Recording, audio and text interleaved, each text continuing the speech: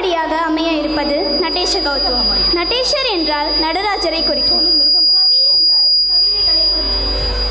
என்றால் அதிலிருந்து வெளிப்படக்கூடிய தத்துவங்களை குறிக்கும். அவ்வாறாக கவியும் துவமும் சேர்ந்ததுதான் கவித்துவம். கோயில்களில் இசைப்பதற்கென்றே ஏற்பட்ட ஒரு இசை வகை கௌத்துவம். கவியோடு கூடிய சொற்கட்டுகள் இவ்வுருப்படியில் அமைவதால் கவித்துவம் என்று தொடக்கத்தில் அழைக்கப்பட்டு பின்னர் கௌத்துவம் என மருவி இருக்கலாம் என கூறுகிறார்கள். இதில் சொற்கட்டும் பாடலும் கலந்து வருவதால் நிருத்தியம், அபிநயம் ஆகிய இரண்டிற்கும் ஆடலில் இடம் உண்டு. நடராஜ பெருமானின் அமைப்புகள், அவர் அசைவுகள் மற்றும் அவர் திருவிளையாடல்களையும் அழிக்கும் முறைகளையும் அவருடன் கூடிய ஆற்றல் தொடர்புகளையும் தான் இந்த நடேச கௌத்துவ நடனம் குறிக்கிறது. இத்தகைய நடனத்தை அழிக்க வருகிறார்கள் எமது லோட்டஸ் கலைக்கூடம் மாணவிகள்.